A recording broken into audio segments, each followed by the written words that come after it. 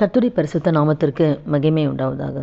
இன்றைய வசனம், பரலோகத்திற்கு நம்ம பிதாவுக்கு யாரெல்லாம் நம்ம புத்திரராக இருப்போம்னு சொன்னால், முதலாவது நம்ம பார்க்கும்போது மத்தேயு 5:9 பார்க்கும் பொழுது, சமாதானம் பண்ணுகிறவர்கள் பாக்கியவான்கள், அவர்கள் தேவனுடைய புத்திரர் எனப்படுவார்கள். அப்போது யாரெல்லாம் சமாதானம் பண்ணுறாங்களோ அவங்க தான் கர்த்தருடைய பிள்ளைங்க அப்படின்னு நம்ம பார்க்குறோம்.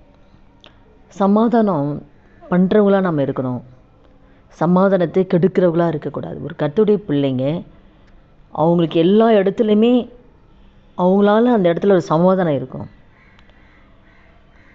எந்த பிரச்சனையாக இருந்தாலும் அந்த பிரிஞ்சிருக்கிற கணவன் மணியாக இருக்கலாம், இல்லை சொந்தங்களாக இருக்கலாம், படிக்கிற இடத்துல எங்கே இருந்தாலும் நம்ம கர்த்தருடைய பிள்ளைங்க, நம்ம ஆண்டோடைய பிள்ளைங்க எப்படி இருப்பாங்கன்னா சமாதானம் பண்ணுறவங்களாக தான் இருப்பாங்க. இவங்களை பற்றி அவங்ககிட்ட சொல்ல மாட்டாங்க, அவங்கள பற்றி இங்கே சொல்ல மாட்டாங்க. அதே நேரம் நன்மையான காரியத்தை, கணவன் ஒரு தவறு 2 பேர் பிரிஞ்சிருக்காங்க, அப்போ கணவன்கிட்ட மனைவி பற்றி தவறாக சொல்லி ஏற்றி விடுறதெல்லாம் கர்த்தருடைய பிள்ளைங்கள்ல. மனைவிக்கிட்ட இருக்கிற நல்ல குணங்கள், நாம் என்ன செய்யணும், நம்ம எப்படி இருக்கணும்னு சொல்லி அந்த குடும்பம் சேர்றத்தக்கதான ஒரு ஆலோசனை தான் கொடுப்பாங்க. எப்படி சேரணும், நம்ம எப்படி இருக்கணும். அப்போ மனைவியோட அந்த அன்பை, மனைவியோட அவங்ககிட்ட இருக்க நற்குணங்களை சொல்லி தான் பிரிஞ்சிருக்கிற குடும்பத்தை நம்ம ஒன்று சேர்த்து வைக்கணும்.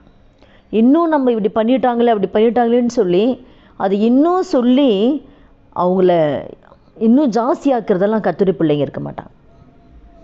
கர்த்தருடைய பிள்ளைங்க சமாதானத்தை தான் பண்ணுவாங்க, சமாதானத்தை தான் விரும்புவாங்க. அப்போ நம்ம ஒவ்வொருவருமே, அப்போ நம்ம ஒவ்வொரு நடக்கையிலையும் கர்த்தர் நம்ம கூட இருக்கிறா நம்ம பார்க்கணும். அதுதான் வேதம் சொல்லுது. கர்த்தர் ஒருத்தர் கூட இருக்கிறாரா இல்லையான்னு எதனால் அறிவீர்களான்னா கனிகளினால தான் அறிய முடியும். அவங்களுக்குள்ள கனி இருக்கா, அவங்கக்கிட்ட தேவன் எதிர்பார்க்கிற அன்பு இருக்கா, தேவன் எதிர்பார்க்கிற இப்படிப்பட்ட குணங்கள் இருக்கா, அதை பார்த்து தான் நம்ம ஒவ்வொருத்தருக்கிட்டையும் நம்ம ஜாக்கிரதையாக இருக்கணும். அதனால் கூட சமாதானம் பண்ணுகிறவர்களாய் நாம் இருக்கணுமே தவிர நம்மால் சமாதானத்தை யாருமே இழந்துடக்கூடாது. அது கர்த்தருடைய பிள்ளைங்களாம் இருக்க மாட்டாங்க. அதே போல் சமாதானம் இல்லாத எவ்வளோ ஜனங்க இருக்காங்க, அவங்கள கர்த்தருக்குள்ளே வழி நடத்துகிறவங்களாக இருப்பாங்க. அப்போ இந்த நாளில் கூட நம்ம ஆண்டோடைய பிள்ளைங்க யாருன்னா எல்லாருக்கும் மத்தியிலையும் எல்லா இடத்துலையுமே, முக்கியமாக கோல் சொல்லுகிறவன் பிராண சிநேகிதரை பிரித்து விடுகிறானா. கோல் சொல்கிறவங்க இங்கே இருக்கிறது அங்கே சொல்கிறது, அங்கே இருக்கிறத இங்கே சொல்கிறது, குறை சொல்கிறவங்க, அது யார் குறை சொல்கிறது யாருன்னா பிசாசு தான். என்ன பண்ணுவான்னா ஆண்டோடைய சமூகத்தில் சகோதரர் மேலே குற்றம் சொல்லிக்கிட்டே இருக்கிறது பிசாசோட அது குணம். அவன் தான் குற்றம் சொல்லிக்கிட்டே இருப்பான். அப்போ அந்த குற்றம் சொல்கிறவங்க யாருன்னா அவங்க கர்த்தருடைய பிள்ளைங்களாக இருக்க முடியாது.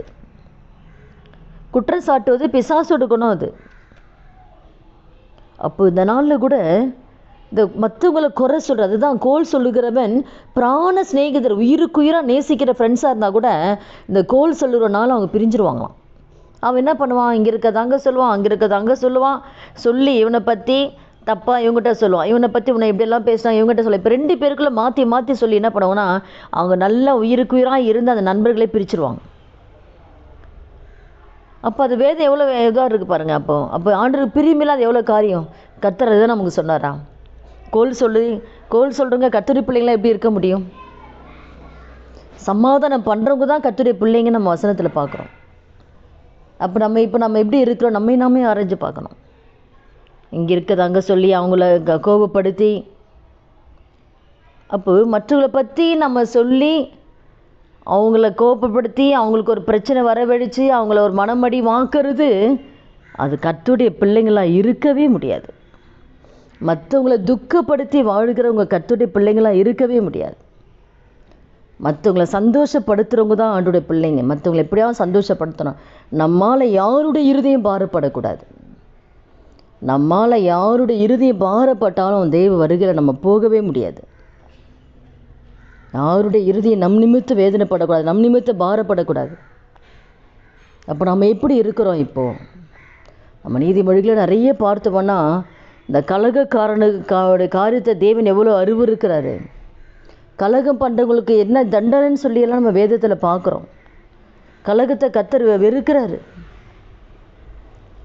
தாவீது அந்த பட்டயத்தை வாங்கும்போது, கோலியாத் பட்டயம் வாங்கும்போது அதை அப்படியே எடுத்து போய் கலகம் பண்ணிடுறான். கலகம் வரனால அப்போ இருக்கிற அந்த ஆசாரிகள் எத்தனை பேர் அவன் சாவடிக்கிறான். சவுல் அவன் பண்ண அந்த ஒரு கலகத்தில் கோலியாத் பட்டயத்தை தாவீது வாங்கும் பொழுது, அப்போ அந்த ஒரு கலகம் எத்தனை பேருடைய இருதயத்தை வேதனைப்படுத்துது. அந்த தேவன் எந்த அளவுக்கு அருவருக்கிறாரு. கர்த்தருடைய பிள்ளைங்க அந்த காரியத்தை எப்பவுமே செய்ய மாட்டாங்க.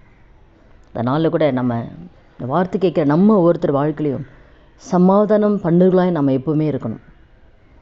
அதில் நம்ம என்ன இன்றைக்கி இருக்கிறோம், நாளைக்கு இருப்போம் நிச்சயமெல்லாம் இந்த உலகத்தில் நம்ம என்ன கொண்டு போக போகிறோம்? எதுவுமே கொண்டு போகிறதில்ல.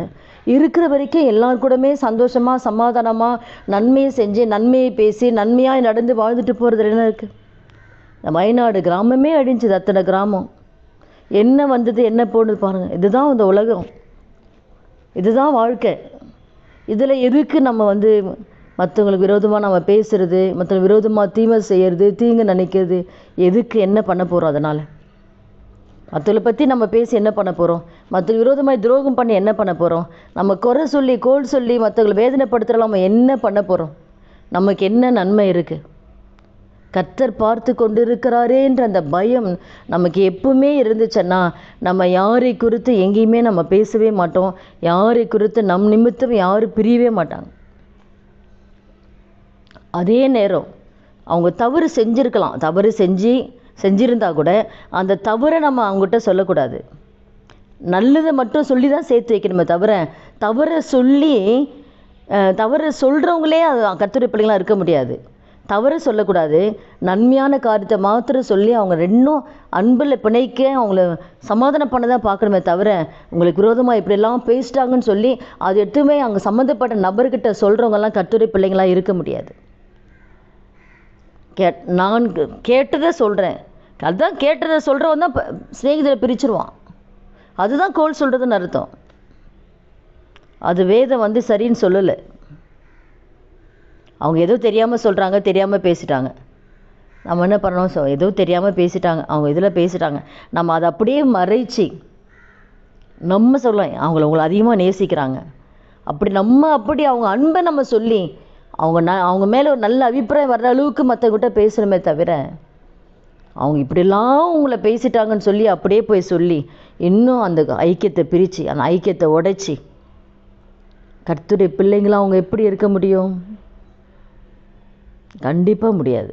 நம்ம செய்கிற ஒவ்வொரு காரியமும் நியாயத்தில் தேவன் கொண்டு வந்து நிறுத்துவார். நம்ம செய்கிற ஒவ்வொரு காரியம் கர்த்தர் பார்த்துக்கிட்டே இருக்கார். அதனால் கூட இந்த வார்த்தை கேட்குற ஒவ்வொருத்தர் வாழ்க்கையிலையும் சமாதானம் பண்ணுகிறவர்களாய் நாம் இருக்கிறோமா? நம் நிமித்தம் எல்லா இடத்திலும் சமாதானம் இருக்கிறதா? அதை நாம் ஆராய்ந்து நம்ம ஒப்பு கொடுக்கலாம், ஜெபிக்கலாம். துதிகள் மத்தியில் வாசம் செய்ய நல்ல தகப்பனே, இயேசு கிறிஸ்து நாமத்தில் நம்முடைய சமூகத்தில் வருகிற இந்த வார்த்தை கேட்குற ஒவ்வொருத்தர் வாழ்க்கையில் ஆண்டவரே, இதுவரைக்கும் எங்கள் நிமித்தம் எந்த ஒரு சமாதான கேடுதலை மற்றவர்களுக்கு நான் கொண்டு வந்திருந்தாலும், எங்கே யாரை குறித்து சொல்லி கர்த்தரை துக்கப்படுத்தியிருந்தாலும் தயவாய் மன்னித்து இந்த வார்த்தை கேட்குற ஒவ்வொருத்தர் வாழ்க்கையிலும் இனி வருகிற நாட்களில் கர்த்தாவை யாரை குறித்து பேசாதபடிக்கு ஆண்டவரே சமாதானம் பண்ணுறவர்களாய் கர்த்தர் ஒவ்வொருத்தர் நீங்கள் மாற்றுபடி அந்த கரத்தில் ஒப்புக் கொடுக்குற அப்படி நீங்கள் செய்ய போகிற தயவுக்காய் நன்றி செலுத்துக்கிறோம். இயேசு கிறிஸ்து நாமத்தில் ஜெபிக்கிறோம் நல்ல பிதாவே, ஆமேன். கர்த்தர் நாமத்துக்கு மகிமை உண்டாவதாக.